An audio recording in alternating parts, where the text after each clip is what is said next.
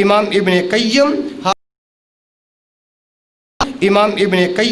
हाफिज़ इब्न हजर, इमाम शौकानी, इमाम इब्न हज़म और दीगर मुतअद्दिद उलमा रहमतुल्लाह अलैहिम ने इसी मफ़हूम को ज़्यादा सही और राजी करार दिया है।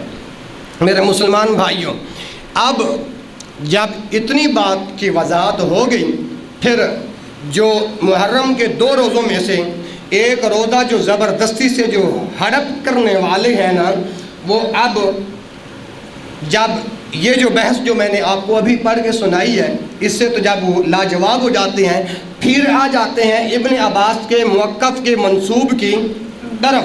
तो मैंने कहा भाई अल्लाह के तौफीक से इसके भी वजाहत हो जाती है। अब बाज़ लोगों ने अब्दुल्ला बिन अब्बास रज़ियल्लाहु अन्हुमा की एक रिवायत से ये साबित करने की कोशिश की है कि वो 10 मुहर्रम की बजाय 9 मुहर्रम का रोज़ा रखते थे और वो इसी की तरगीब देते थे और वो इसी को वो अशूरा से ताबीर करते थे। जब इनसे सवाल किया गया क्या अल्लाह के पैगंबर मुहम्मद रसूलुल्लाह सल्लल्लाहु अलैहि वसल्लम भी 9 मुहर्रम का रोज़ा रखते थे, तो आपने कहा हाँ। उन्होंने फरमाया हाँ, लेकिन इनकी तरफ ये मुवक्क़फ़ मंसूब करना ठीक नहीं है, दुरुस्त नहीं है, बल्कि इब्न अब्बास रज़ी अल्लाह अन्हुमा के कौल का ये मतलब है कि जो अशूरा का रोज़ा रखना चाहे इसे चाहिए कि 9 मुहर्रम से शुरू करे। कहाँ से शुरू करना है?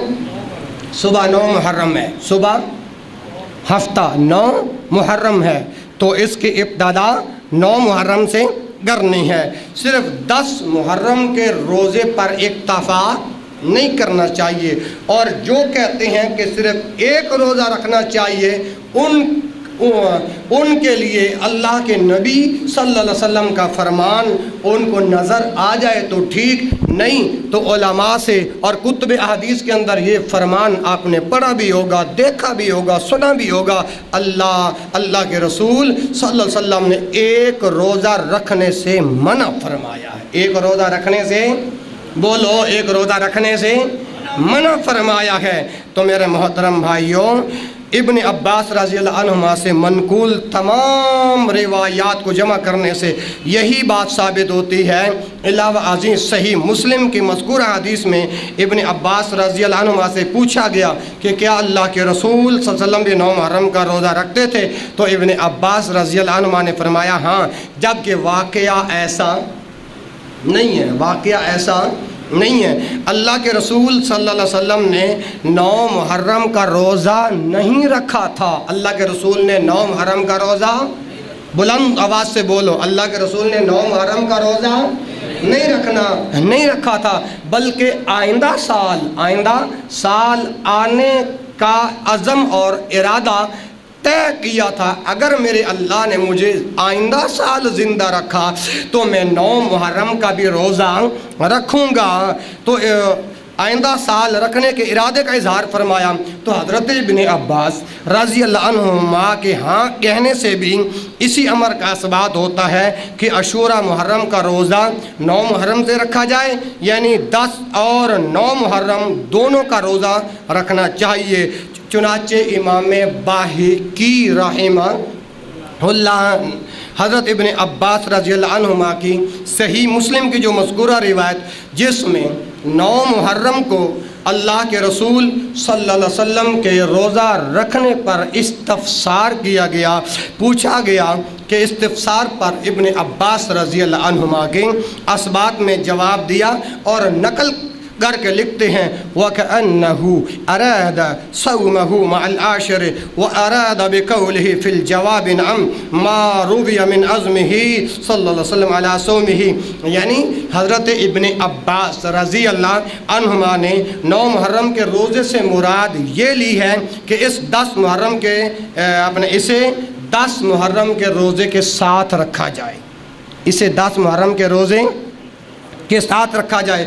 और उन्होंने सवाल के जवाब में जो हाँ कहा था ना, जो हाँ कहा था, तो इसका मतलब ये है कि अल्लाह के रसूल सल्लल्लाहु अलैहि वसल्लम ने 9 मुहर्रम के रोज़े रखने का अज़म और इरादा کا اظہار فرمایا تھا۔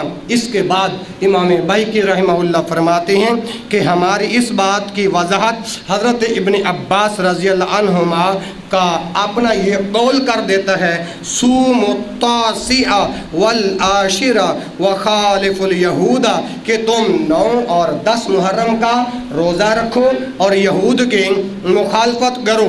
علاوہ ازیں حضرت ابن عباس رضی اللہ عنہ سے مروی ایک حدیث میں بھی اس امر کی صراحت موجود ہے کہ عاشورہ سے مراد 10 محرم ہے۔ عاشورہ سے مراد 10 محرم ہے۔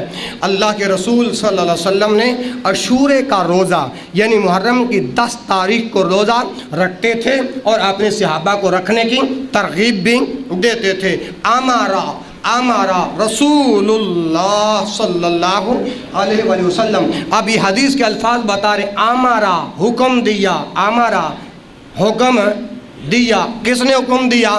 رسول اللہ صلی اللہ علیہ وآلہ وسلم، گویا کہ اللہ کے رسول نے حکم دیا بصوم عاشوراء، ہاں جی عاشورہ کا روزہ، بصوم عاشوراء، عاشورے کا روزہ، یوم العاشرے رکھنے کا حکم دیا یعنی 10 محرم کا۔ تو حضرت ابن عباس رضی اللہ عنہ سے مروی اس مرفوع حدیث سے بھی یہ فیصلہ ہو جاتا ہے کہ عاشوراء 9 محرم کا نہیں بلکہ 10 محرم کا دن ہے، اور اس حدیث کے راوی بھی حضرت ابن عباس ہی ہیں۔ پھر یہ کیسے ممکن ہے کہ وہ 9 محرم کو عاشورہ قرار دیں؟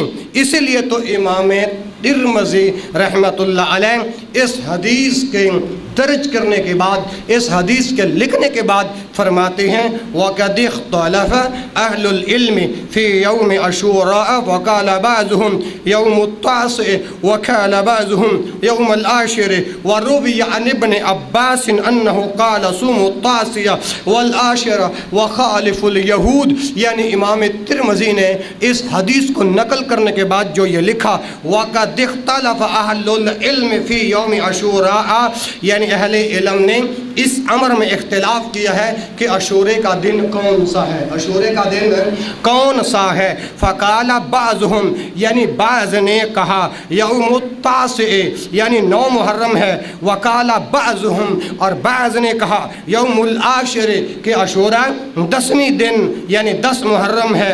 تو ورویہ عن ابن عباس، تو ابن عباس رضی اللہ عنہ سے مروی انہو قال، انہوں نے کہا، کیا کہا؟ صوم التاسع، انہوں نے کہا 9 کا بھی روزہ رکھو، صوم التاسع والعاشرہ 9 کا بھی روزہ رکھو اور 10 کا بھی روزہ رکھو، وخالف الیہود اور یہود کی مخالفت کرو۔ اس لیے صرف 9 محرم کے روزے کو مسنون عمل کہنا کسی طرح سے بھی صحیح نہیں ہو سکتا۔ انشاءاللہ اللہ کے ہاں جو صحیح بات ہے، جو مسلم بات ہے، وہ یہی ہے کہ 9 اور 10 محرم کا روزہ رکھا جائے، 9 اور 10 محرم کا روزہ رکھا جائے۔ لَأَصُومَنَّ التَّاسِعَ کا یہی مطلب بنے گا، نہ کہ صرف 9 محرم کا روزہ رکھنا۔ اب یہ جو زیر بحث جو مسئلہ چل رہا ہے، جو زیر بحث جو گفتگو چل رہی ہے، جو محرم کے 2 روزوں میں سے ایک روزہ ہڑپ کرنے کی کوشش کرتے ہیں، ان کو علل اعلان یہ کتاب و سنت کا پیغام جو میں نے آپ کے سامنے ابھی عرض کیا ہے، ان کے لیے آخری نقطہ یہ ہے کہ حافظ ابن حجر رحمہ اللہ نے بھی خاصی تفصیل سے اس نقطے پر بحث کی ہے کہ لَأَصُومَنَّ التَّاسِعَ، یہ ہے الفاظ یاد کر لیں، لَأَصُومَنَّ التَّاسِعَ، کہ اسی مفہوم کو راجح قرار دیا ہے کہ 9 اور 10 محرم کا روزہ رکھا جائے، نہ کہ صرف 10 محرم کا۔ 9 کا روزہ اگر نہ رکھا جا سکے تو 10 کے ساتھ 11 محرم کا روزہ ملا لیا جائے، کیونکہ فتح مکہ کے بعد، فتح مکہ، اچھا مکہ کب فتح ہوا تھا؟ 8 ہجری کو۔ مکہ کب فتح ہوا تھا؟ 8 ہجری کو۔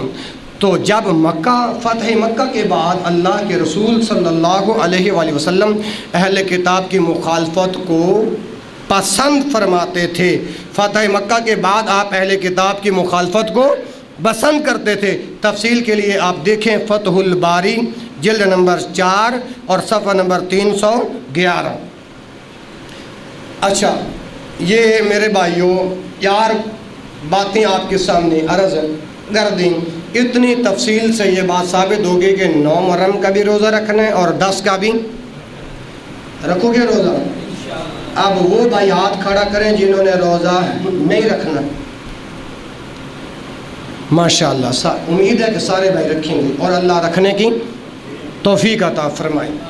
इसी तरह क्योंकि मैंने पहले अर्ज़ किया है कि ये मुहर्रम शहरुल्लाह है, यानी ये मुहर्रम अल्लाह का महीना है।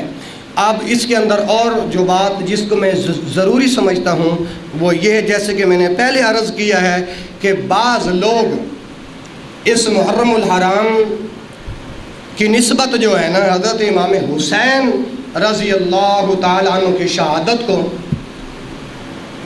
मंसूब करके नस्ब अपना मंसूब करते हैं कि जी ये हज़रत हुसैन रज़ी अल्लाह ताला अन्हु की शहादत की वजह से इस महीने का नाम मुहर्रम रखा गया। यानी सिर्फ इस मुहर्रम के अंदर हज़रत हुसैन ने अपना कुंबा जो शहीद कराया, 72 जान निसार जो शहीद कराए, उसकी यही वजह है। हालांकि ये वजह सरासर गलत है, किताब व सुन्नत के भी ख़िलाफ़ है। और मैं आखिरी गुजारिश इस पर यह करता हूँ, आप गौर से सुन लें, ये भी ख्याल रहे कि इसी महीने की हुर्मत सैयदना हज़रत हुसैन रज़ी अल्लाह अन्हु के वाक़ई शहादत से कबल ही साबित चली आ रही है। बाद लोग समझते हैं कि ये महीना इसलिए काबिल एहतराम है, इसमें हज़रत हुसैन रज़ी अल्लाह अन्हु की शहादत का सानिहा दिल गोदाज पेश आया। ये ख्याल बिल्कुल गलत है। क्यों? ये सानिहा नबी मुकर्रम सल्लल्लाहु अलैहि वसल्लम की वफ़ात के 50 साल बाद पेश आया और दीन की तकमील नबी मुकर्रम सल्लल्लाहु अलैहि वसल्लम की ज़िंदगी में ही मुकम्मल हो गया था। ये वाक़या नबी की वफ़ात के 50 साल बाद पेश आया और ये दीन जो है ये तो नबी की ज़िंदगी में मुकम्मल हो गया था, जिसकी दलील क्या है? रब का कुरान है। अल्लाह ज़ुल जलाल वल इकराम इरशाद फरमाते हैं, अल-यौम अकमलतु लकुम दीनकुम व अतममतु अलैकुम निअमती व रज़ीतु लकुमुल इस्लाम दीना। इसलिए ये तसव्वुर आयत कुरानी के सरासर खिलाफ है। फिर खुद इसी महीने में इससे बढ़कर एक और सानिया शहादत वाक़या अज़ीम पेश आया, यानी यकम मुहर्रमुल हराम को हज़रत उमर रज़ी अल्लाह ताला अन्हु की शहादत हुई है। अल्लाहु अकबर। अगर बाद में होने वाली इन शहादतों के मनाने की शरअन अगर कोई हैसियत होती तो हज़रत उमर फ़ारूक रज़ी अल्लाह ताला अन्हु की शहादत इस लायक थी कि अहले इस्लाम हर साल यकम मुहर्रमुल हराम को हज़रत उमर रज़ी अल्लाह ताला अन्हु की शहादत को मनाते। और इससे आगे बढ़िए ज़रा, एक कदम और आगे उठाइए, हज़रत उस्मान रज़ी अल्लाह ताला अन्हु की ऐसी अजीम और मज़लूमाना शहादत थी, हाँ जी, इसकी भी याद मनाई जाती। और फिर इन शहादतों के बिना पर अगर इस्लाम के अंदर, दीन के अंदर, हाँ जी, मातम और शैवन की इजाज़त होती तो यकीनन तारीख़ इस्लाम की ये दोनों शहादतें ऐसी थीं कि अहले इस्लाम पर जितनी भी सीना कूबी और मातम और गिरयाजारी करते कम होता, लेकिन एक तो इस्लाम में इस मातम व गिरयाजारी की इजाज़त, बुलंद आवाज़ से बोलो, मातम की इजाज़त नहीं, रुखसारों को पेटने की इजाज़त नहीं। ये तमाम वाक़यात जो हैं तकमीले दीन के बाद पेश आए, इसलिए इनकी याद में मजालिस उज़्ज़ा और महफ़िल मातम कायम करना दीन में इजाफ़ा है, जिसके हम कितान मजाज नहीं। और आइए आखिरी जो गुज़ारिशात मैंने आपके सामने रखनी है, इमामुल अंबिया मुहम्मद रसूलुल्लाह सल्लल्लाहु अलैहि व आलिहि वसल्लम के इरशादात को ज़रा सामने रखते हुए आप ज़रा ये सुनिए کہ میں پہلے احادیث پڑھوں گا تاکہ میری زبان سے کوئی الفاظ ایسا نہ نکلے جو آپ جمعے کے بعد میرے گاٹے فٹ ہو جاؤ، آپ نے یہ کلمہ، آپ نے یہ بات اپنی زبان سے کیوں کہی ہے؟ کیونکہ جب تیرے پاس قرآن کی بات نہیں ہے، حدیث کی بات نہیں ہے، کیونکہ بعض ایسے لوگ بھی ہوتے ہیں جو بیان کے بعد مولوی کے گاٹے فٹ ہو جاتے ہیں کہ یہ بات تم نے کیوں کہی ہے، جبکہ ہاں اس کا ثبوت قرآن سے دکھاؤ یا اس کا ثبوت حدیث سے دکھاؤ۔ میں ممبر رسول کے اوپر کھڑا ہو کے اتنی ساری کتابیں لے کے اس لیے آپ کے سامنے عرض کرتا ہوں تاکہ کسی کو بولنے کی اجازت نہ ہو۔ میں ہر بات بحوالہ عرض کرتا ہوں اور 10 منٹ باقی ہیں، اور جو آخری بات میں عرض کرتا ہوں وہ یہ ہے، بعض عورتیں صرف اسی محرم الحرام کے اندر ہی ماتم نہیں کرتی، بلند آواز سے بیان نہیں کرتی، ہاں جی، بلکہ جب ان کا کوئی مر جاتا ہے، کوئی فوت ہو جاتا ہے تو میت کے قصیدے بھی پڑھتی ہیں، چہرہ بھی نوچتی ہیں، گر بیان چاک بھی کرتی ہیں، بال بھی کھینچتی ہیں۔ یہ تمام افعال شریعت مطہرہ میں بڑے گناہ شمار ہوتے ہیں۔ کیا ہوتے ہیں؟ بڑے گناہ۔ کیا شمار ہوتے ہیں؟ بڑے گناہ۔ آپ جمعے کے بیان کے بعد کہیں کہ بھائی آپ نے یہ بات کہی ہے، آپ مجھے دکھاؤ، میں دکھانے کے لیے تیار ہوں، پھر انشاءاللہ وہ بوتھے سے نکلنے والی زبان سے گندے جملے بھی بند ہو جائیں گے کہ مولوی صاحب نے اپنی طرف سے یہ بات کہی ہے۔ اللہ کی توفیق سے اور لفظ در لفظ بیان کرنے کا عادی ہوں۔ اور آگے سنیے، کیونکہ ان سے قضا پر عدم رضا اور مصیبت میں بے صبری کا اظہار ہوتا ہے، اور ان کے مرتکب جو اس کام کی مرتکب ہیں ان کے بارے میں امام کائنات محمد الرسول اللہ صلی اللہ علیہ وآلہ وسلم نے لعنت فرمائی ہے۔ کیا فرمائی ہے؟ اچھا یہ بتائیں، اللہ کا حکم مردوں کے لیے ہوتا ہے یا عورتوں کے لیے ہوتا ہے؟ سبنا کے لیے ہوتا ہے۔ جو نماز میں جو نماز کا طریقہ مردوں کے لیے ہے وہی نماز کا طریقہ عورتوں کے لیے ہے۔ یہ نہیں کہ اللہ کا حکم بندوں کے لیے مردوں کے لیے اور ہے اور عورتوں کے لیے اور ہے، یہ بات صراحاً غلط ہے۔ اور اب یہ دیکھیں، جب تک امام الانبیاء محمد الرسول اللہ صلی اللہ علیہ وسلم پر جب وحی کا نزول اس وقت تک نہیں ہوا تھا تو آپ اہل کتاب کے مطابق وفرق الراس کی بجائے یا یہاں سے مانگ نکالتے تھے یا یہاں سے مانگ نکالتے تھے، یعنی اہل کتاب کے اپنا مطابقت اور موافقت کرتے تھے۔ جب اللہ کے رسول پر وحی کا پیغام آ گیا تو پھر اللہ کے رسول نے ہاں جی یا اپنا یہود و نصارہ کی مخالفت کو چھوڑ دیا، وفرق الراس، اور مانگ سر کے درمیان سے نکالتے تھے۔ اور یہی سنت طریقہ ہے، جب نبی کی بات آ جائے تو وہ مسلمان مردوں اور عورتوں کے لیے یکساں ہوتی ہے۔ اب سنیے حدیث، حضرت ابو امامہ رضی اللہ عنہ روایت کرتے ہیں، ان رسول اللہ صلی اللہ علیہ وآلہ وسلم لعن الخامشۃ وجہها والشاکۃ جیبها والداعیۃ بالویل والصبور۔ اب ترجمہ سماعت فرمائیں، امام الانبیاء کا کلمہ پڑھنے والوں، امام الانبیاء نے اپنے ختم نبوت والی زبان سے ہاں جی کون کون سے لوگوں پر لعنت فرمائی ہے؟ لعن الخامشۃ وجہها، جو اپنا چہرہ نوچنے والا مرد ہو اس پر بھی نبی کی لعنت ہے، چہرہ نوچنے والی عورت ہو اس پر نبی کی بھی لعنت ہے۔ اور آگے سنیے، والشاکۃ جیبها، گر بیان چاک کرنے والا اگر مرد ہے تو مرد پر بھی نبی نے لعنت فرمائی ہے، گر بیان چاک کرنے والی اگر عورت ہے عورت پر بھی اللہ کے پیغمبر نے لعنت فرمائی ہے۔ ایک قدم اور آگے بڑھیے، امام کائنات محمد الرسول اللہ صلی اللہ علیہ وسلم نے فرمایا، والداعیۃ بالویل والصبور، اور وویلا کرنے والی، ماتم کرنے والی، ہائے ہائے کرنے والوں پر بھی اللہ کے رسول نے لعنت فرمائی ہے۔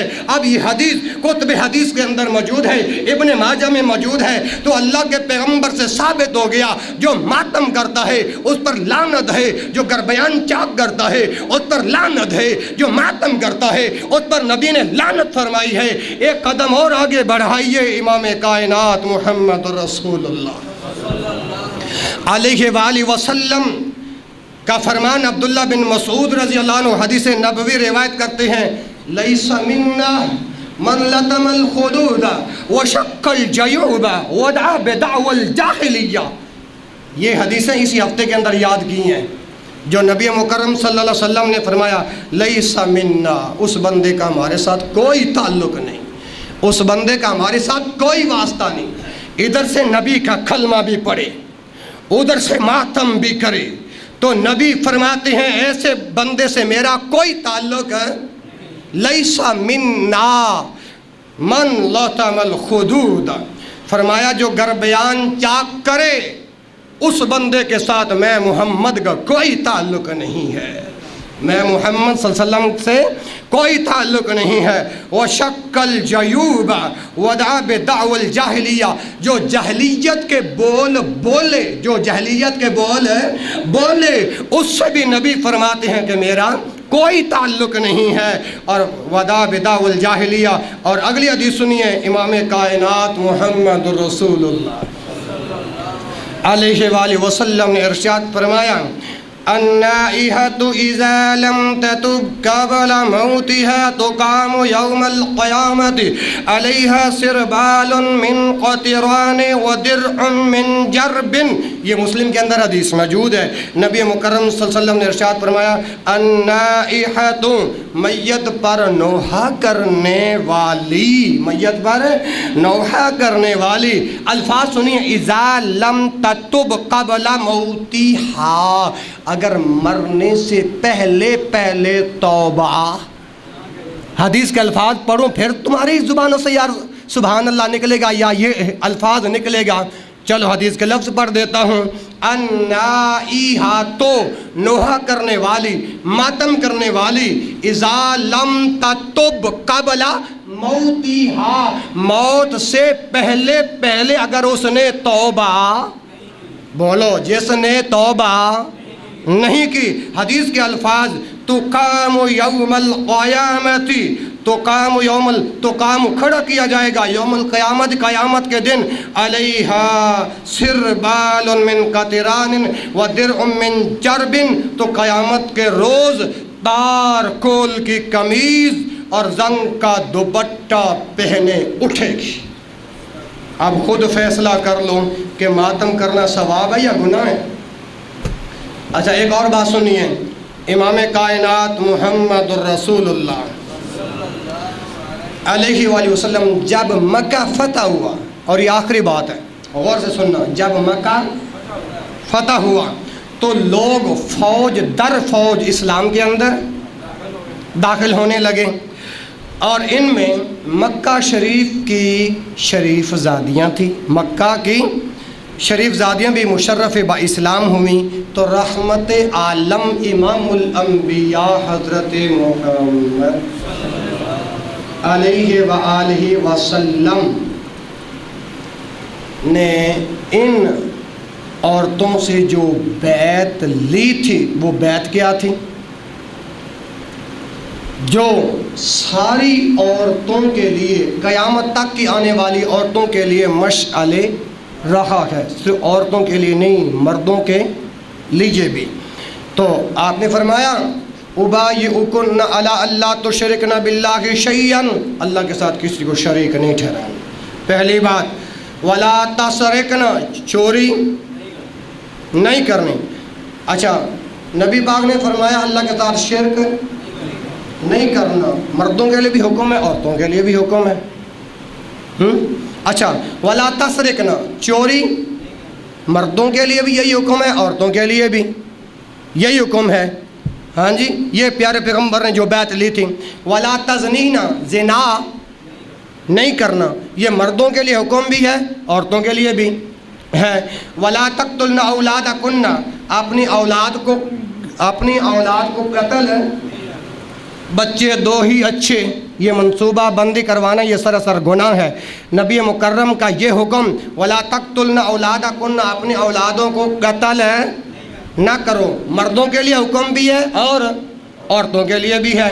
वला तातीना बेबुहतानिन तफ्तारीनहु बैन अयदीकुन्ना व अर्जुलिकुन्ना, हाथ और पाँव के साथ किसी पर इल्ज़ाम نہیں لگانا، یہ حکم مردوں کے لیے بھی ہے عورتوں کے لیے بھی ہے۔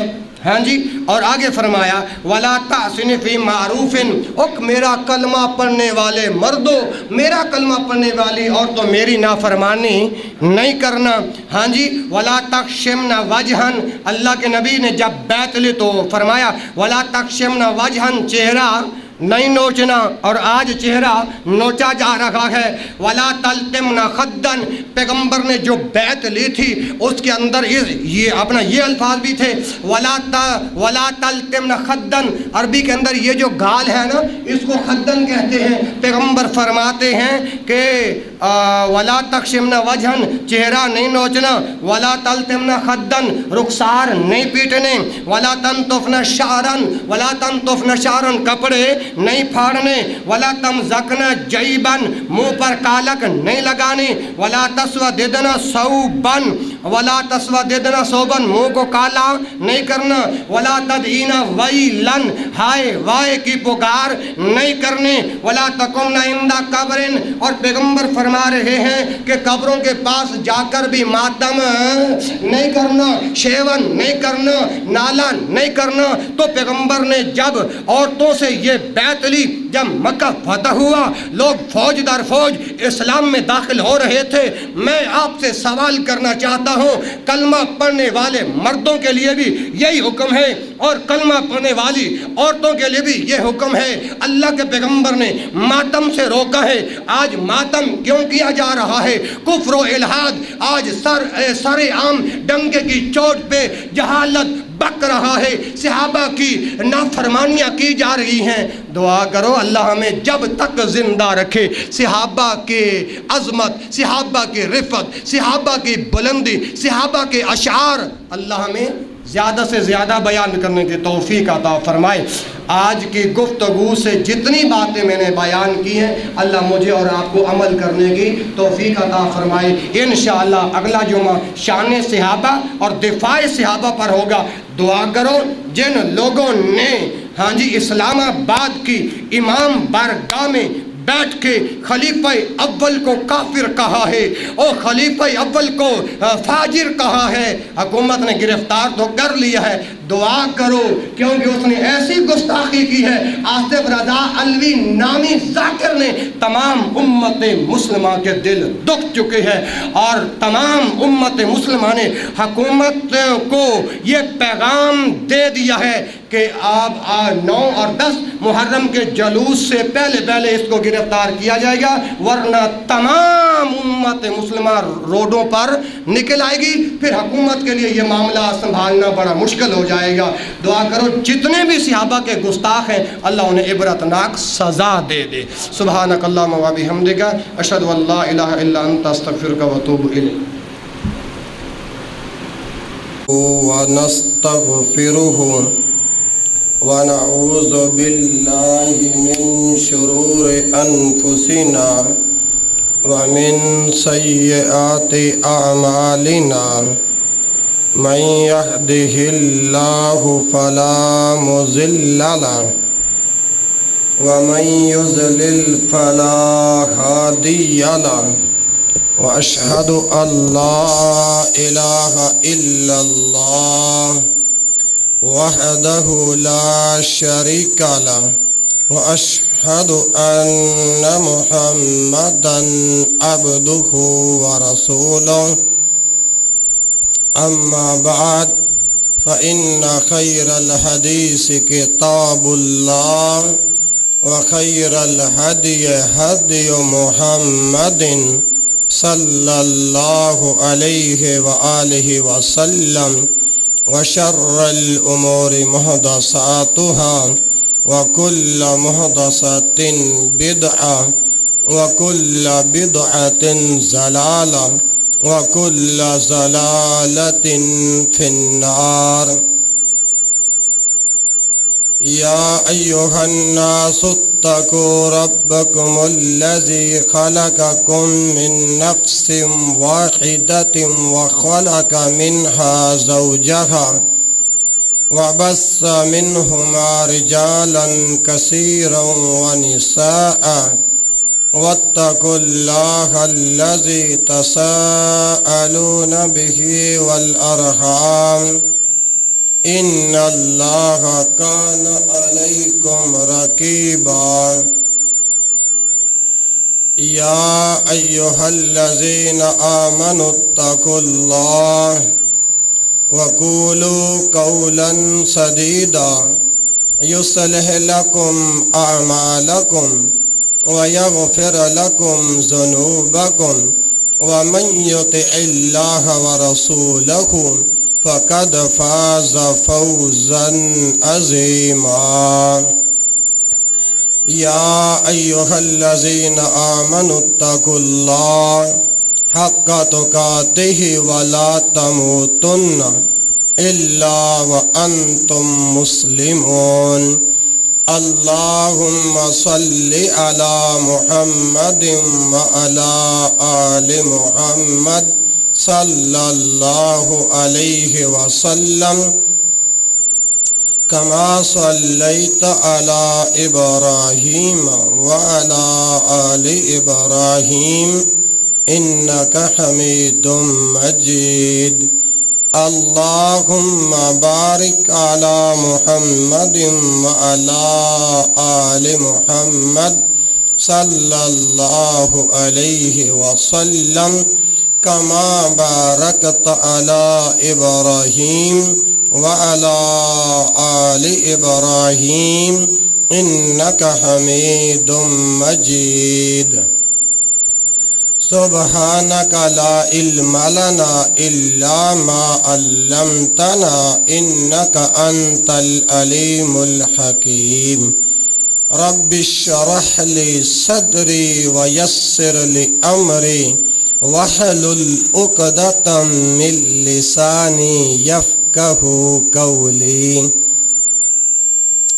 اللهم أنفعني بما علمتني وعلمني ما ينفعني وارزقني علما تنفعني به أعوذ بالله السميع العليم من الشيطان الرجيم من حمزه ونفخه ونفسه بسم الله الرحمن الرحيم رضي الله عنهم ورضوا عنه تمام تر حمد و ثنا اللہ وحدہ لا شریک کے ذات اقدس کے لیے ہے جو اس کائنات کا پالن ہار ہے، مشکل کشا ہے، حاجت روا ہے، بگڑی بنانے والا ہے، غوث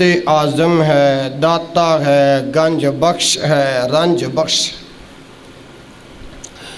درود و سلام امام الانبیاء خطیب الانبیاء ولی بطحا سید الکونین و سید الثقلین امام الحرمین امام القبلتین امامنا فی الدنیا و امامنا فی الآخرہ جناب محمد صلی اللہ علیہ وآلہ وسلم کی ذات بابرکات پر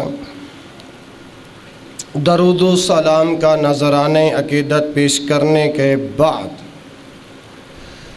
اللہ رب العالمین احکم الحاکمین سے دعا گو ہوں کہ مالک لم یزل آج 28 اگست 2020 اور محرم الحرام کی کتنی ہے جی؟ بمطابق 8 محرم الحرام کی حاضری اللہ ذوالجلال والاکرام اپنی بارگاہ صمدیت و الوہیت میں اللہ قبول فرمائے اور سنا کے اللہ اس پیغامات کو دوسرے مسلمان بھائیوں تک پہنچانے کی اللہ توفیق عطا فرمائے۔ ماہ محرم الحرام کا دوسرا جمعۃ المبارک ہے میرے واجب الاحترام نوجوان ساتھیوں، بزرگوں، ماؤں اور بہنوں، میری معززات اسلامی روحانی مائیں بہنیں بھی، اور آپ جیسے بزرگ اور گرد و نواح مضافات سے چل کے آنے والے بھائی، آج کی گفتگو کو انشاءاللہ بڑی توجہ اور انہماک کے ساتھ سنو گے اور انشاءاللہ پھر اس پر عمل بھی کرو گے۔ میں اللہ سے دعا گو ہوں کہ اللہ مجھے شرح صدر عطا فرمائے اور حق سچ اللہ پاک عرض کرنے کی توفیق عطا فرمائے۔ ساتھیوں، صاحبوں، قرآن مجید فرقان حمید میں سے ایک مختصر آیت کا ٹکڑا آپ کے سامنے پڑھا ہے۔ رضی اللہ عنہم ورضوا عنہ،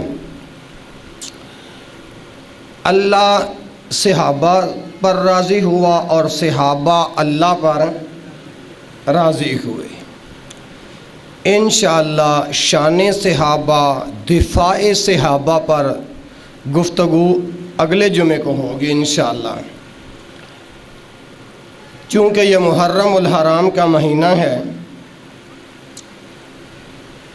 تو سوال یہ پیدا ہوتا ہے کہ محرم کو محرم کیوں کہتے ہیں، کس وجہ سے محرم کو محرم کہتے ہیں۔ اس محرم الحرام کے احکام اور مسائل فضائل کیا ہیں، سن ہجری کا آغاز کب ہوا، مسلمانوں کا اسلامی سال کب شروع ہوتا ہے، اسی طرح اس مہینے کے اندر ایک خاص قسم کا گروہ ہے جو صحابہ کرام رضوان اللہ علیہم اجمعین پر تبرہ کرتے ہیں۔ جیسے آپ بھائیوں کے علم کے اندر ہوگا، شیعہ کا ایک ذاکر ہے آصف رضا علوی، اس کا نام ہے، فیصل آباد کا ہے۔ اسلام آباد کی کسی مجلس کے اندر، امام بارگاہ کے اندر، اس نے حضرت ابو بکر صدیق رضی اللہ تعالی عنہ کو کافر کہا ہے اور فاجر کہا ہے۔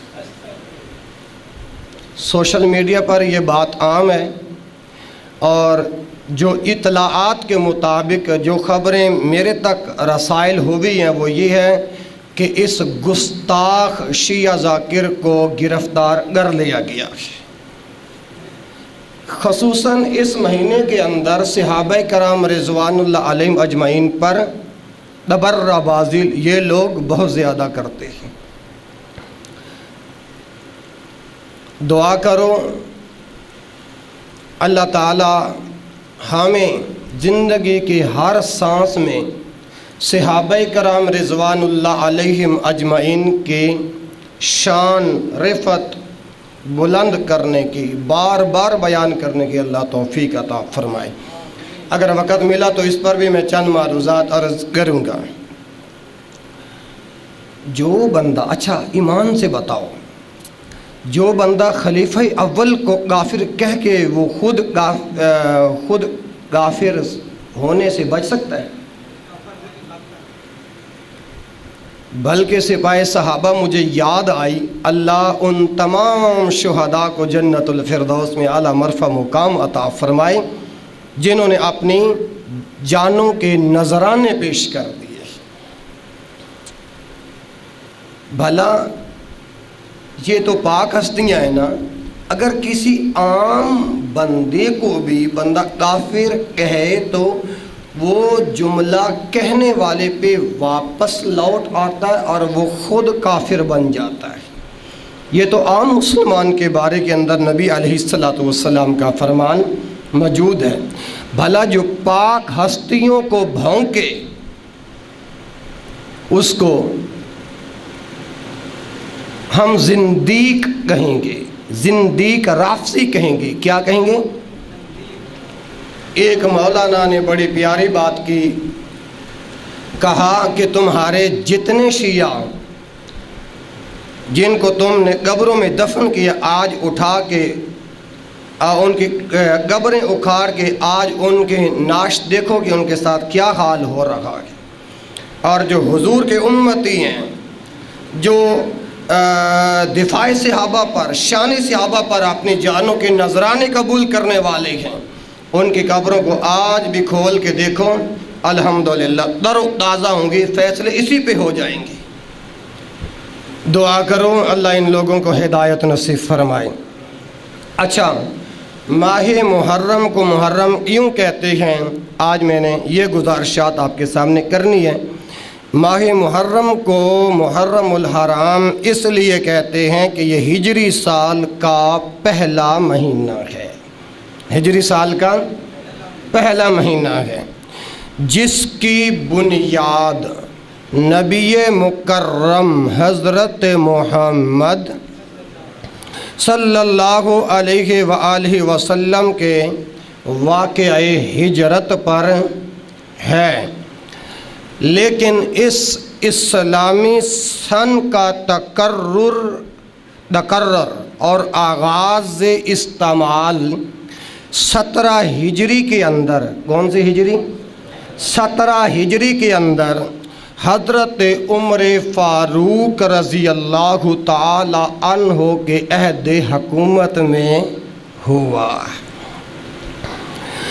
بیان کیا جاتا ہے کہ حضرت ابو موسیٰ اشعری رضی اللہ عنہ اس وقت یمن کے گورنر تھے، یمن کے گورنر تھے۔ جب یہ حضرت ابو موسیٰ اشعری رضی اللہ تعالی عنہ جب یمن کے گورنر تھے نا، تو ان کے پاس حضرت عمر فاروق رضی اللہ تعالی عنہ کے پیغامات آتے تھے، فرامین آتے تھے۔ جو فرامین آتے تھے نا حضرت عمر فاروق رضی اللہ تعالی عنہ کی طرف سے، ان کے اوپر ڈیٹ درج نہیں ہوتی تھی، تاریخ درج نہیں ہوتی تھی۔ 17 ہجری میں حضرت ابو موسیٰ اشعری رضی اللہ عنہ کے توجہ دلانے پر حضرت عمر فاروق رضی اللہ تعالی عنہ نے صحابہ کرام رضوان اللہ علیہم اجمعین کو جمع کیا۔ اپنے ہاں جمع کرنے کے بعد جب صحابہ جمع ہو گئے، ان کے سامنے اپنا مسئلہ رکھا اور تبادلہ افکار کے بعد قرار پایا کہ اپنے سن کی تاریخ کی بنیاد جو ہے نا وہ واقعہ ہجرت کو بنایا جائے،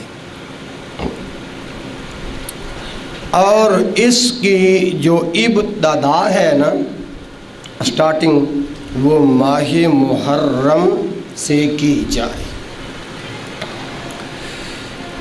کیونکہ ذوالحجہ کے 13 تاریخ کو، ذوالحجہ کی 13 نبوت کے ذوالحجہ کے وسط، یعنی 13 نبوت کے ذوالحجہ کے وسط میں بیت عقبہ اور مدینہ منورہ کی طرف ہجرت کا عزم طے پایا گیا، اور اس کے بعد جو چاند طلوع ہوا وہ ماہ محرم الحرام کا تھا۔ یہ جو بات میں نے آپ کے سامنے پیش کی ہے نا، یہ فتح الباری ہے، مناقب الانصار ہے، باب التاریخ ہے، من آئین ارخ التاریخ ہے، 7ویں جلد ہے، صفحہ 334 ہے، اور حدیث نمبر 3934 ہے۔ مسلمانوں کا یہ اسلامی سن جو ہے نا جی، اپنے معنی اور مفہوم کے اعتبار سے ایک امتیازی شان اور مقام رکھتا ہے۔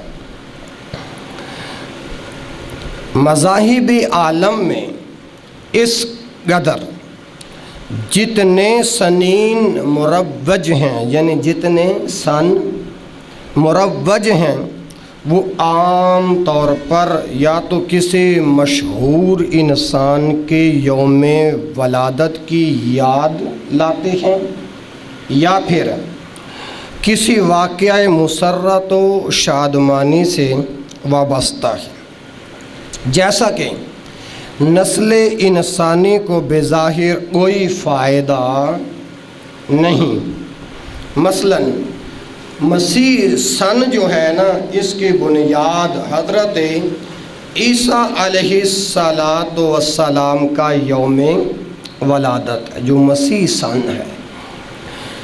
یہودی سن جو ہے نا، وہ فلسطین پر حضرت سلیمان علیہ السلام کی تخت نشینی کے ایک پرشوکت واقعہ پر بستہ ہے، وابستہ ہے۔ اسی طرح بکرمی سن راجہ بکرما جیت کی پیدائش کی یادگار ہے۔ رومی سن سکندر فاتح اعظم کے پیدائش کو واضح کرتا ہے، لیکن اسلامی سن جو ہے نا، اسلامی سن ہجری عہد نبوت کے ایسے واقعہ سے وابستہ ہے جس میں یہ سبق پنہاں ہے کہ اگر مسلمان اعلاء کلمت اللہ کی نتیجے میں تمام اطراف سے مصائب و آلام میں گھر جائے، اور اسی طرح بستی کے تمام لوگ اس کے دشمن اور در پہ آزر ہو جائیں، اور قریبی رشتہ دار خویش و اقارب بھی اس کو ختم کرنے کا عزم کر لیں، ان کے دوست اور احباب بھی اس طرح کی تکالیف کے اندر مبتلا کر دیے جاتے ہیں۔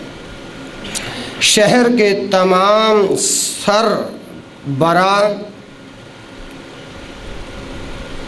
جو لوگ ہیں نا، اسے قتل کرنے کا منصوبہ باندھ لیں، اس پر عرصہ حیات ہر طرح سے تنگ کر دیا جائے،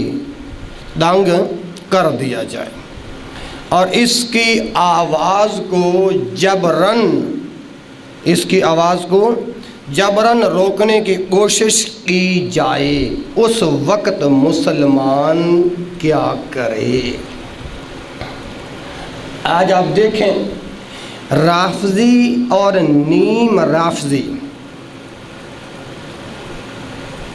میدان عمل میں اس طرح اتر آئے ہیں،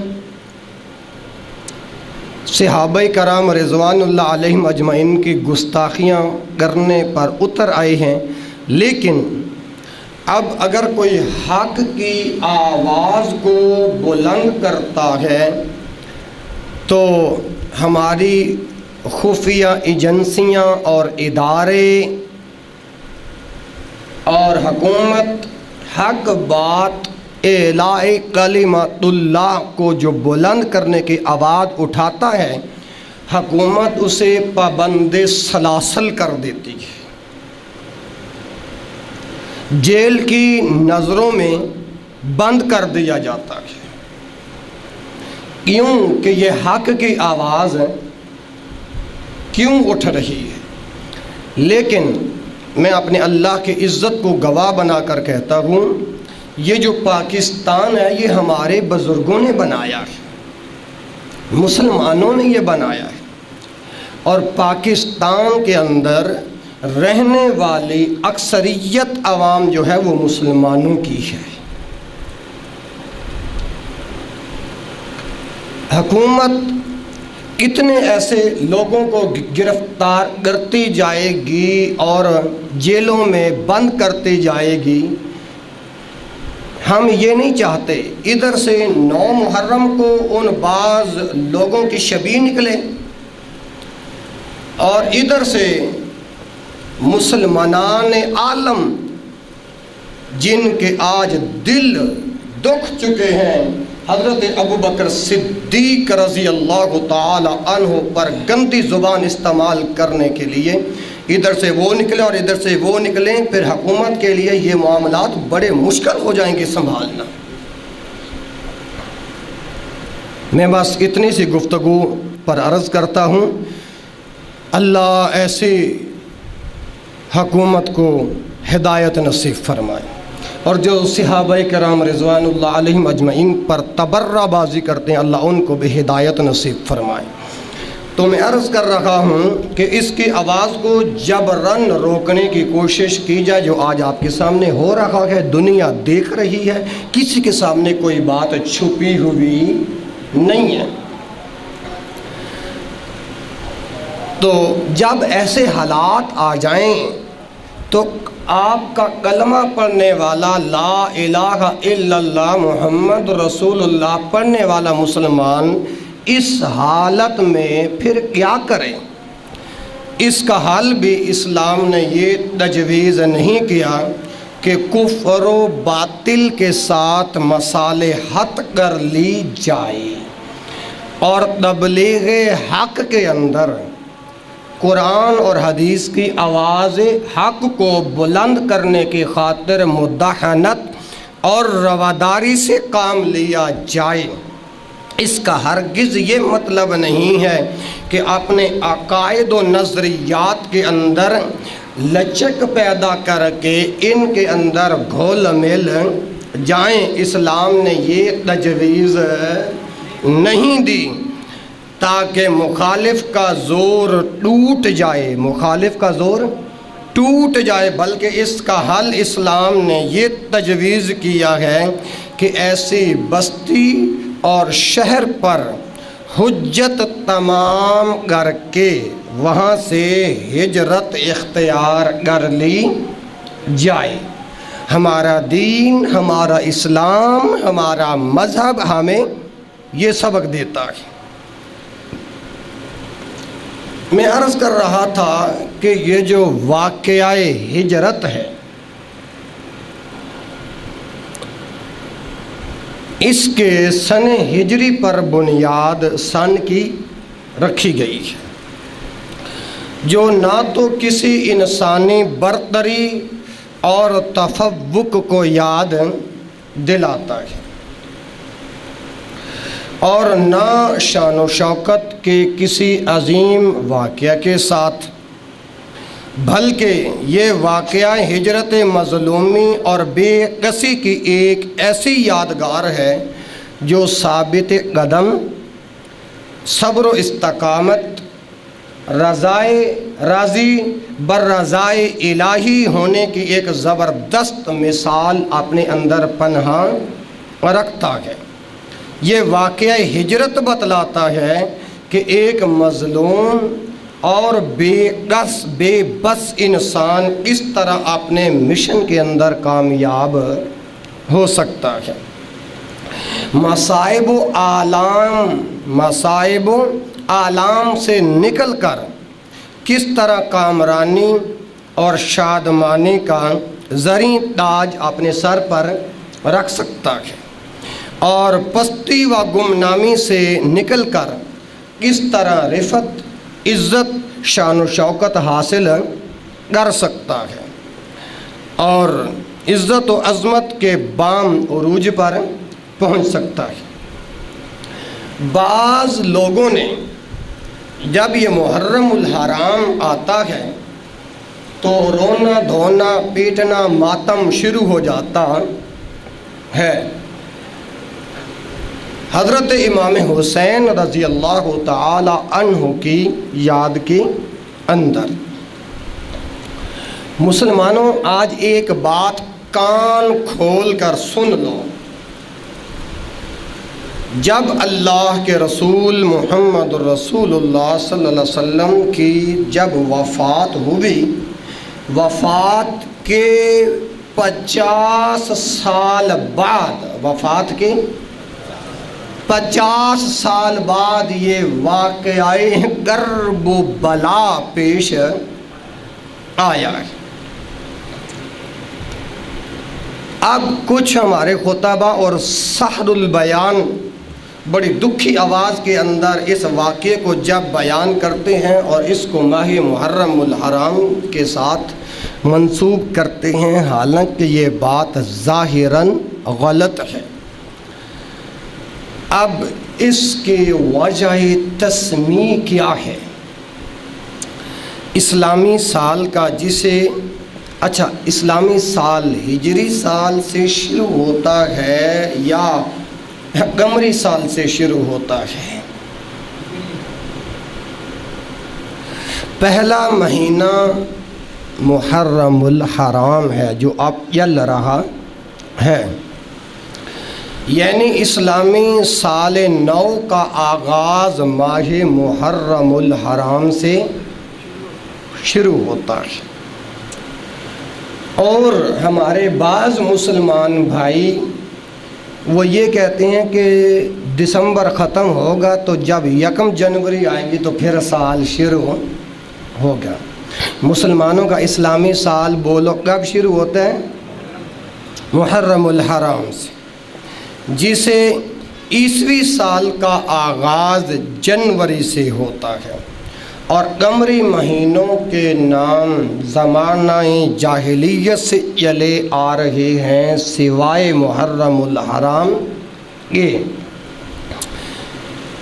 جاہلیت کے اندر اس مہینے کا نام صفر اول کہا جاتا تھا۔ کیا کہا جاتا تھا؟ صفر اول، جسے تبدیل کر کے محرم رکھا گیا، اور یہ اللہ کا مہینہ ہے۔ یہ محرم الحرام اللہ کا مہینہ ہے۔ اس محرم الحرام کو شہر اللہ بھی کہا گیا ہے، یعنی یہ اللہ کا مہینہ۔ اچھا، عجیب وتیرہ ہے کہ پورا سال ہم اپنے مرنے والوں کو بھول جاتے ہیں دعاؤں میں، قبرستان کے اندر جا کر دعا کرنا، یا جب کبھی بارشیں اس قدر زیادہ ہوتی ہیں کہ ہمارے فوت شدگان مسلمان بھائیوں کی قبریں بیٹھ جاتے ہیں، اس وقت بھی ہمیں خیال نہیں آتا۔ جب یہ محرم آتا ہے، محرم کے پہلے عشرے کے اندر ہم قبروں پر جانا ہوتا ہے، قبروں کی لپائی کرنی ہوتی ہے، وہاں پہ دودھ کی سبیلیں، ختم درود، یہ تمام کے تمام تر بدعات ہیں، تمام کے تمام تر بدعات ہیں۔ تو میں عرض کر رہا تھا یہ اللہ کا مہینہ ہے اور اس کی یہی توجیہ بیان کی گئی ہے۔ عربوں نے اس کا نام محرم اس لیے رکھا تھا کہ وہ اس مہینے کے اندر لڑائی کو پسند نہیں کرتے تھے، جھگڑے کو پسند نہیں کرتے تھے، اور یعنی اس مہینے کے اندر لڑائی اور جھگڑے کو جائز نہیں سمجھتے تھے۔ جیسا کہ امام ابن کثیر رحمہ اللہ فرماتے ہیں کہ اس مہینے کی حرمت میں تاکید پیدا کرنے کے لیے اس کا نام محرم رکھا گیا ہے، کیونکہ عرب اسے کسی سال حلال قرار دیتے تھے اور کسی سال اس محرم کو حرام قرار دیتے تھے، اور اس کی جگہ دوسرے مہینے کو حرمت والا مہینہ قرار دیتے تھے۔ یہ تو ہے محرم الحرام کو محرم یوں کہا جاتا ہے، اور سن کا آغاز کب ہوا، اب تک کی جو گفتگو ہے اس کے اندر ان 2 سوالوں کے جواب آ گئے۔ اب تیسرا سوال یہ ہے کہ محرم الحرام کے اندر فضائل کیا ہیں، اعمال کیا ہیں؟ میں عرض کرتا ہوں، قرآن مجید نے 4 مہینوں کو حرمت والا قرار دیا ہے، ان میں سے ایک محرم الحرام بھی ہے۔ وہ کون سی آیت ہے جس کے اندر اللہ ذوالجلال والاکرام نے ان 4 مہینوں کو حرمت والا مہینہ کہا ہے۔ آئیے سماعت فرمائیے، بسم اللہ الرحمن الرحیم۔ ان عدۃ الشہور عند اللہ 12 شہرا فی کتاب اللہ یوم خلق السماوات والارض منها 4 حرم۔ یہ قرآن اللہ اپنے کلام میں 4 مہینوں کی حرمت بیان کر رہا ہے۔ ان عدۃ الشہور عند اللہ، بے شک اللہ کے نزدیک مہینوں کی جو گنتی ہے نا وہ ہے 12 شہرا، اللہ کے نزدیک مہینوں کی گنتی 12 ہے، 12 شہرا، 12 مہینے ہیں۔ یہ اللہ کے نزدیک مہینوں کی گنتی 12 مہینے ہیں۔ فی کتاب اللہ، اللہ کی کتاب کے اندر، اللہ کے قرآن کے اندر، اللہ کے کلام کے اندر۔ خلق السماوات والارض، جس دن اس نے آسمان کو پیدا کیا اور زمین کو، اللہ کا قرآن ہے خلق السماوات والارض، جس دن اس نے آسمانوں اور زمینوں کو پیدا کیا ہے۔ منہا 4 حرم، ان میں سے یہ 4 مہینے بھی ہیں۔ اور یہ جو ذاکر ہے نا آصف رضا علوی، اس کی ایک گستاخی نہیں، کئی گستاخی ہیں۔ جیسے فیس بک پر، یہ یوٹیوب پر، ہاں جی ٹویٹر پر یہ بات چل رہی ہے کہ آصف رضا علوی جو کہ اب الحمدللہ جس نے ابو بکر صدیق کی گستاخی کیا ہے وہ گرفتار ہو گیا ہے۔ دعا کرو اللہ اس گستاخ ذاکر کو عبرتناک سزا دلوا دے۔ اس نے دوسری گستاخی پتہ کون سی کی ہے؟ کہتا ہے اللہ کون سا ہے، اللہ کے کون سے ہاتھ ہیں، یا اللہ دکھا دو یا ہاتھوں والا اللہ دکھا دو۔ پھر کہتے ہیں، پھر کہہ رہا تھا کہ یہ جو علی جو ہے نا، علی اس نے دونوں ہاتھوں کو اس طرح جب بلند کیا تو کہتا ہے جس نے اللہ دیکھنا ہو وہ علی کے ہاتھوں کو دیکھ لو، گویا کہ علی اللہ ہے۔ اتنی بڑی گستاخی کی۔ انشاءاللہ اللہ کی ذات بہت جلد جو صحابہ کرام رضوان اللہ علیہم اجمعین کی گستاخیاں کر رہی ہیں، اللہ عبرتناک سزا دے گا انشاءاللہ۔ تو میں عرض کر رہا ہوں اللہ کے قرآن سے بھی یہ 4 مہینے کی حرمت ثابت ہو گئی۔ آپ کہیں گے کہ یہ 4 مہینوں کا حکم رب کے قرآن میں آ گیا ہے، 4 مہینوں وہ کون سے 4 مہینے ہیں؟ لہذا تخصیص کی دلیل چاہیے۔ کیا چاہیے؟ تخصیص کی دلیل چاہیے۔ اب وہ دلیل یہ ہے، ان 4 حرمت والے مہینوں کی وضاحت اور تعین کے لیے اللہ کے رسول محمد عربی صلی اللہ علیہ وآلہ وسلم نے ارشاد فرمایا، السنۃ 12 شہرا، سال میں 12 مہینے ہیں، منہا 4 حرم، ان میں سے 4 حرمت، بولو 4 حرمت والے ہیں۔ اور وہ کون کون سے ہیں؟ اچھا آگے اللہ کے نبی صلی اللہ علیہ وسلم فرماتے ہیں ثلاثۃ متولیات، حدیث کے لفظ ہیں ثلاثۃ متولیات، ان میں سے جو 3 ہیں وہ تو مسلسل ہیں، 3 جو ہیں وہ لگاتار ہیں، حدیث کے الفاظ۔ اور وہ کون کون سے ہیں؟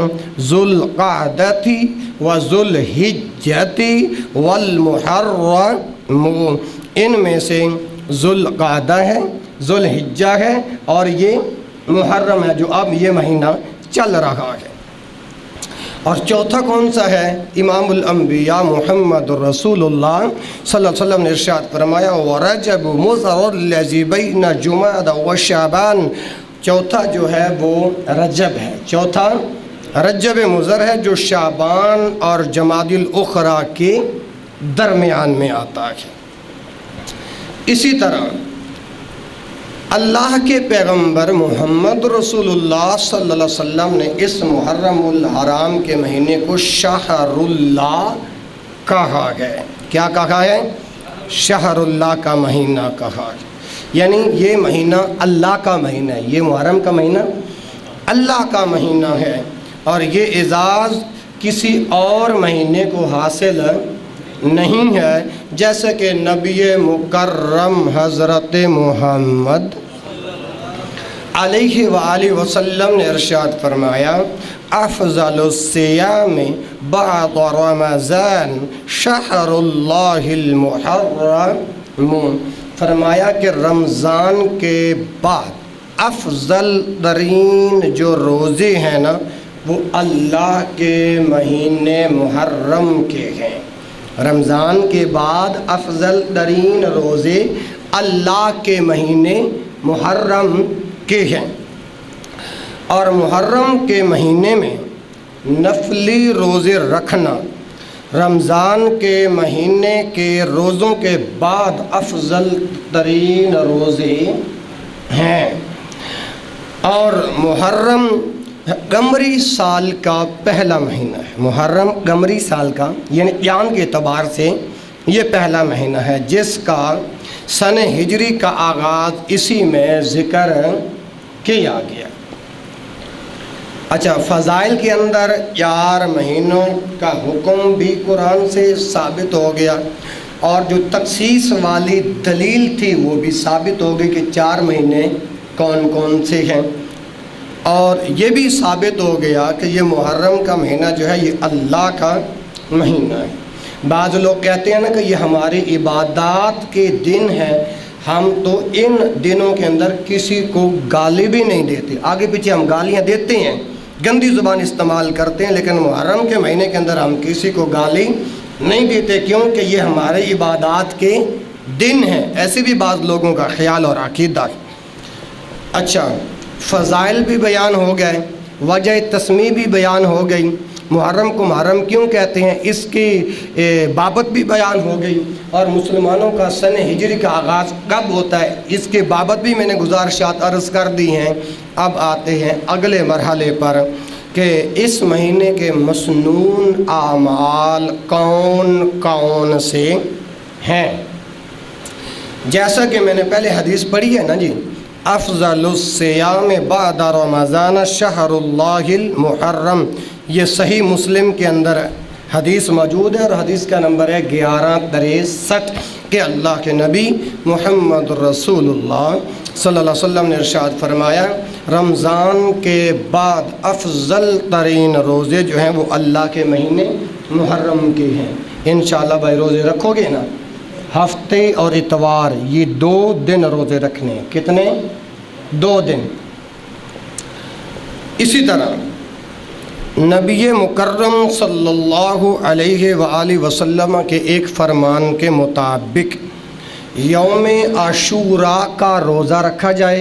10वीं मुहर्रम का दिन 10वीं का रात 11वीं दी, चलो बस 11वीं साबित हो गई, इससे 11वीं नहीं साबित होती।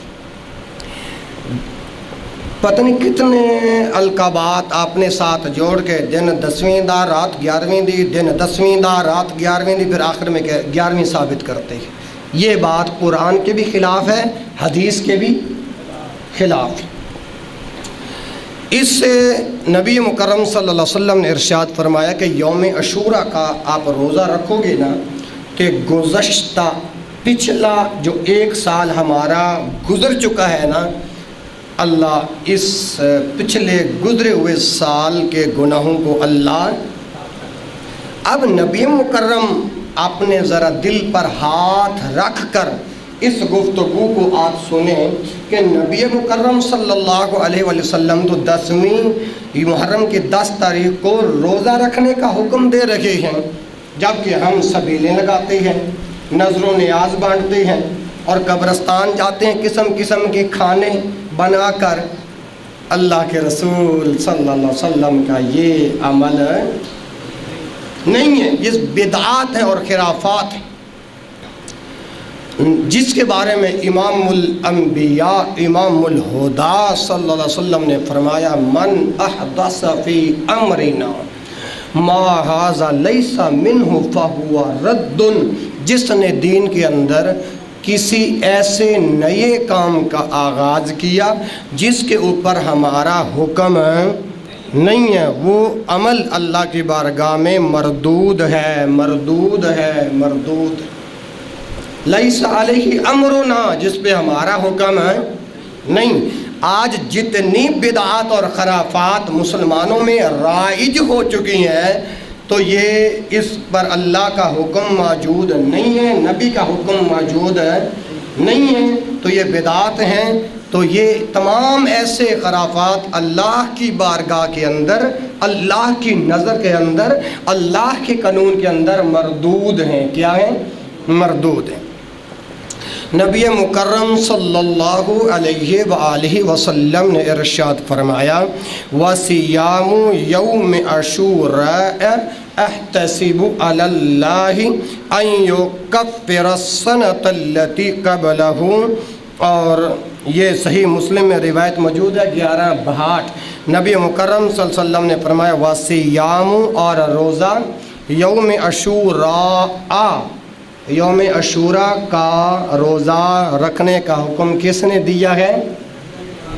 اللہ کے نبی صلی اللہ علیہ وسلم۔ غور سے خطبہ سنو، انشاءاللہ خطبے کے بعد آپ بھائیوں کے لیے شکنجی کا آج انتظام کیا، شکنجی پی کے جاؤ گے، لیکن یہ خطبہ جمعہ کا جو پیغام ہے نا، اس کو ذرا غور سے سماعت فرماؤ کہ نبی پاک صلی اللہ علیہ وسلم فرما رہے ہیں وَصِيَامُ يَوْمِ عَاشُورَاء، یوم عاشوراء کا روزہ رکھنے کا حکم نبی مکرم صلی اللہ علیہ وآلہ وسلم نے دیا ہے۔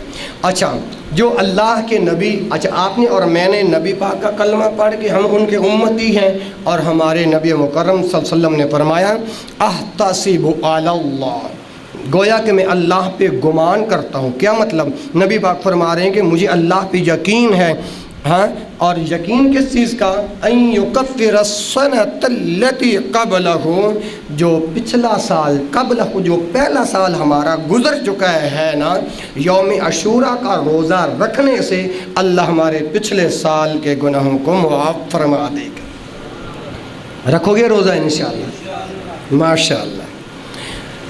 اور سورۃ التوبہ کی آیت نمبر 36 میں اگر کوئی سوال کر لیتا ہے نا جی کہ محرم کے مہینوں میں جھگڑا نہیں کرنا چاہیے، محرم کے مہینوں میں لڑائی نہیں کرنی چاہیے، محرم کے مہینوں میں گندی زبان استعمال نہیں کرنا چاہیے، محرم کے مہینے میں اپنی جانوں پر ظلم نہیں کرنا چاہیے، اس کی دلیل کیا ہے؟ سورۃ التوبہ ہے اور آیت نمبر 36 ہے، جس کے اندر اللہ ذوالجلال والاکرام ارشاد فرما رہی ہیں فَلَا تَظْلِمُوا فِيهِنَّ أَنفُسَكُمْ، ان مہینوں میں تم اپنے نفسوں پر ظلم، اپنی جانوں پر ظلم۔ اب اللہ تو بتا رہے ہیں کہ یہ محرم میرا مہینہ ہے، اس میرے مہینے کے اندر اپنی جانوں پر ظلم ہے۔ ذرا توجہ کرنا، اللہ پاک سورۃ توبہ میں کہہ رہے ہیں کہ محرم میرا مہینہ ہے، اپنے جانوں پر ظلم، لیکن آج بعض ہمارے بھائی جو جسم پر کیا کرتے ہیں، الفاظ میں نہیں بیان کرتا، لیکن یہ اپنی جانوں پر ظلم نہیں تو اور کیا ہے، یہ رب کے حکم سے بغاوت ہے، رب کے حکم سے بغاوت ہے۔ اچھا، اب اس کے اندر بھی اختلاف پایا جاتا ہے، اور اختلاف کس بات کا؟ جب توجہ کرو گے تو بات سمجھ میں آئے گی۔ بعض کہتے ہیں کہ جی 9 محرم کا روزہ رکھنا چاہیے، بعض کہتے ہیں 10 محرم کا روزہ رکھنا چاہیے، بعض کہتے ہیں کہ 2 دن کا اکٹھا یعنی 9 اور 10 کا رکھ لو یا 10 اور 11 کا رکھ لو، اور بعض کہتے ہیں کہ ایک 9 محرم کا روزہ رکھنا چاہیے، 10ویں کا روزہ منسوخ ہو گیا ہے۔ اب یہ محرم الحرام کا مہینہ طلوع ہوتا ہے اور فون در فون آ جاتے ہیں، میں نے کہا بھائی 2 روزے رکھنے چاہیے، یا 9 اور 10 کا رکھو یا 10 اور 11 کا رکھو۔ اب وہ کہتے ہیں بھائی آپ نے دلائل تو دیے نہیں، بحث تو آپ نے کی نہیں، جیسے وکیل وکالت میں جب وکالت کرتا ہے تو بحث کرتا ہے، تو آپ نے بحث تو کی نہیں، تو ہم کیسے مان جائیں کہ یہ 2 دنوں کے روزے رکھنے چاہیے؟ تو میں نے کہا وہ بھی عرض کر دیتا ہوں۔ اب یہ جو عاشورے کا روزہ ہے جس کے بارے کے اندر حدیث آپ نے ابھی سماعت فرمائی ہے کہ یہ عاشورے کا روزہ رکھنے سے اللہ پچھلے سال کے گناہوں کو معاف کر دے گا۔ آئیے اس روز اللہ کے رسول محمد عربی صلی اللہ علیہ وآلہ وسلم بھی خصوصیت سے روزہ رکھتے تھے۔ میں کہتا ہوں یہ ذرا بچوں کو بٹھا دیں یا آرام سے بیٹھ جاؤ بیٹا۔ 10ویں محرم کا روزہ تو نبی پاک نے خود رکھا ہے۔ 10ویں محرم کا روزہ بولو، نبی پاک نے خود رکھا ہے۔ جو صاحب شریعت پیغمبر عاشورے کا روزہ خود رکھ رہا ہے، اور یہ منسوخ پھر کیسے ہو گیا؟ اور صحابہ کرام رضی اللہ عنہم کو بھی 10ویں عاشورے کا روزہ رکھنے کی ترغیب دیتے، نبی خود رکھے صحابہ کو رکھنے کی ترغیب دے، منسوخ کیسے ہو گیا؟ نبی خود روزہ رکھتے تھے اور آپ نے صحابہ کو ترغیب کرتے تھے۔ اسی طرح پھر امام الانبیاء محمد رسول اللہ صلی اللہ علیہ وآلہ وسلم نے یہ بھی فرمایا ہے کہ خود بھی رکھتے، صحابہ کو رکھنے کا بھی حکم دیتے، اور ساتھ یہ بھی کہتے کہ یہود کی مخالفت کرو۔ کس کی؟ یہود و نصارہ کی مخالفت کرو۔ اچھا جی، وہ کون سی حدیث ہے جس کے اندر یہود کے ساتھ مخالفت کرنے کا اللہ کے رسول نے حکم دیا ہے؟ جی آپ وہ الفاظ پڑھیں گے تو ہمیں یقین ہوگا۔ میں نے کہا میں انشاءاللہ وہ الفاظ بھی پڑھ دیتا ہوں۔ امام الانبیاء محمد رسول اللہ صلی اللہ علیہ وآلہ وسلم نے ارشاد فرمایا، صوموا یوم عاشوراء، یوم عاشوراء کا روزہ رکھو۔ آج 8 ہے، صبح 9 ہے، پرسوں 10 ہے، تو اللہ کے نبی فرما رہے ہیں صلی اللہ علیہ وسلم، صوموا رکھو یوم عاشوراء، عاشورے کا روزہ رکھو، وخالفوا فیہ الیہود، اور یہود کی مخالفت کرو۔ یہ الفاظ حدیث میں آ گئے کہ یہود کی مخالفت کرو۔ صوموا قبلہ یومن، صوموا رکھو روزہ، قبلہ یومن ایک دن پہلے، او بعدہ یومن یا ایک دن بعد۔ میں کہتا ہوں 10ویں کا روزہ منسوخ کرنے والے، 10ویں کا روزہ منسوخ کہنے والوں کو یہ حدیث نظر آئی نہیں، جس کے بارے میں نبی پاک نے اس حدیث کے اندر 3 باتیں بیان فرمائی ہیں۔ کتنی باتیں؟ 3۔ پہلی بات تو نبی پاک نے یہ بیان فرمائی ہے، توجہ کرنا، کہ 10ویں کا روزہ رکھو۔ دوسری بات نبی پاک نے یہ بیان فرمائی ہے کہ یہود کی مخالفت کرو۔ تیسری بات نبی پاک نے یہ بیان فرمائی ہے ایک دن پہلے رکھو، یعنی 10ویں محرم سے ایک دن پہلے یا بعد کے اندر۔ اب یہ الفاظ تو آ گئے، اور منسوخ کے لیے ناسخ کی ضرورت ہوتی ہے۔ بتاؤ کون سی ناسخ آپ کے پاس موجود ہے جس کے بنا پر آپ ایک روزہ کو منسوخ کہہ رہے ہو، ایک روزے کو منسوخ کہہ رہے ہوں؟ اور بلکہ یہ جو میں نے بیان کیا نا، یہ مسند احمد جلد نمبر 1 صفحہ نمبر 241، صفحہ نمبر 241 پر یہ بات موجود ہے۔ ایک اور حدیث میں ہے، اللہ کے پیغمبر محمد رسول اللہ صلی اللہ علیہ وسلم نے عاشورے کا روزہ رکھا اور مسلمانوں کو بھی اس دن کا روزہ رکھنے کا حکم فرمایا۔ تو صحابہ نے آپ کو بتلایا کہ یہ دن تو ایسا ہے، یہ دن تو ایسا ہے جس کی تعظیم یہود و نصارہ بھی کرتے تھے۔ تو اس پر اللہ کے رسول صلی اللہ علیہ وسلم نے ارشاد فرمایا لَإِن بَقِيتُ إِلَىٰ قَابِلٍ، حدیث کے الفاظ لَإِن بَقِيتُ إِلَىٰ قَابِلٍ لَعَصُومَنَّ التَّاسِعَ، اللہ کے نبی فرماتے ہیں اگر میں آئندہ سال زندہ رہا۔ جب نبی پاک کو بتایا گیا اللہ کے رسول 10ویں کا روزہ آپ بھی رکھتے ہو اور ہمیں رکھنے کی ترغیب بھی آپ دے رہے ہو، اور اس دن کی تعظیم تو یہود بھی کرتے ہیں، پھر نبی پاک نے فرمایا لَإِن بَقِيتُ إِلَىٰ قَابِلٍ، اگر آئندہ سال مجھے میرے رب نے زندہ رکھا، آئندہ سال مجھے میرے رب نے زندہ رکھا، لَأَصُومَنَّ التَّاسِعَ، تو میں 9 محرم کا بھی روزہ رکھوں گا۔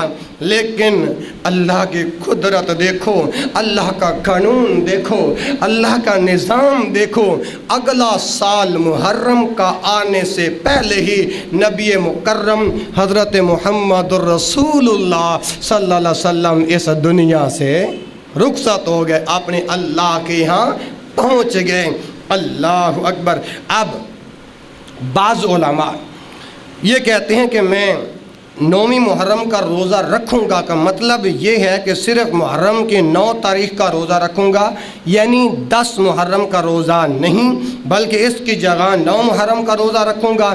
اس لیے وہ کہتے ہیں کہ اب صرف 9 محرم کا ایک روزہ رکھنا مسنون عمل ہے اور 10 محرم کا روزہ رکھنا بھی صحیح نہیں ہے، اور 10 محرم کے ساتھ 9 محرم کا روزہ ملا کر رکھنا بھی سنت نہیں ہے، بلکہ اب سنت صرف 9 محرم کا ایک روزہ ہے۔ یہ ہے ان لوگوں کی رائے جو محرم کے 2 روزوں میں سے ایک روزہ ہڑپ کرنے کی کوشش کرتے ہیں، ان کے یہ ہیں دلائل، ان کے سمجھ آئی کہ نہیں آئی بات؟ اللہ اکبر۔ لیکن یہ ان کی رائے بولو ٹھیک ہے، ان کی یہ رائے کیسے ٹھیک نہیں ہے؟ اب اگلی گزارشات سنیے۔ نبی مکرم صلی اللہ علیہ وسلم کے فرمان کا مطلب ہے کہ میں 10 محرم کے ساتھ 9 محرم کا بھی روزہ، 10 محرم کے ساتھ 9 محرم کا بھی۔ اب اس بات کو اچھی طرح ذہن نشین کر لو، جب آپ کی توجہ ہوگی تو بات سمجھ میں، یہ مسئلہ اچھی طرح سمجھ میں آئے گا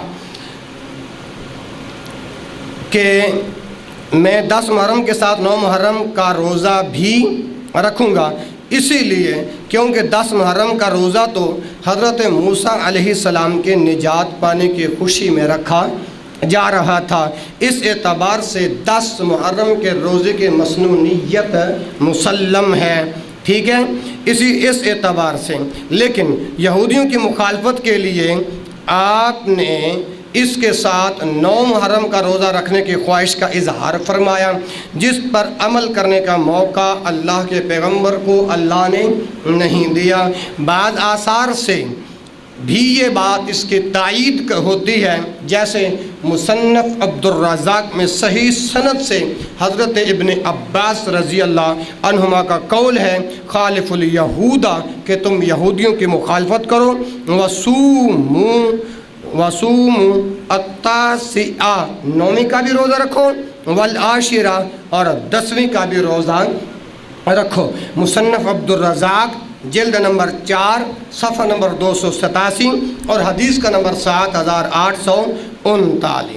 بلکہ بقول امام ابن تیمیہ رحمہ اللہ مذکورہ مرفوع حدیث کے بعض طرق کے اندر لَأَصُومَنَّ التَّاسِعَ، یعنی میں 9 محرم کا روزہ رکھوں گا، کے بعد یہ الفاظ بھی ہیں مع العاشری، کہ میں 10 محرم کے روزے کے ساتھ۔ اگر اس پر آپ تفصیلی بحث دیکھنا چاہتے ہیں تو امام ابن تیمیہ کی آپ کتاب اٹھائیں، مجموع فتاوی شیخ الاسلام ابن تیمیہ کی 25ویں جلد، کون سی جلد؟ 25ویں جلد، اور صفحہ 312 کے اوپر مکمل بات موجود ہے۔ امام ابن تیمیہ رحمہ اللہ نے مع العاشر کے ایک طریق کی طرف جو اشارہ فرمایا ہے وہ اگر ثابت ہو جاتا ہے تو یہ ٹکڑا فیصلہ کن بات ثابت ہو جائے گی، لیکن ہماری معلومات کی حد تک یہ جو ٹکڑا ہے نا مع العاشر، یہ کتب حدیث میں نہیں ملتا۔ امام صاحب نے غالباً اپنے حافظی کی بنیاد پر اس کا حوالہ دے دیا ہے۔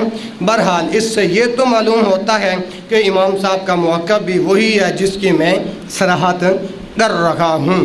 علاوہ ازیں 9 اور 10 محرم دونوں دنوں کا روزہ رکھنا ہی نبی مکرم صلی اللہ علیہ وسلم کے فرمان کا صحیح مفہوم اور مطلب ہے۔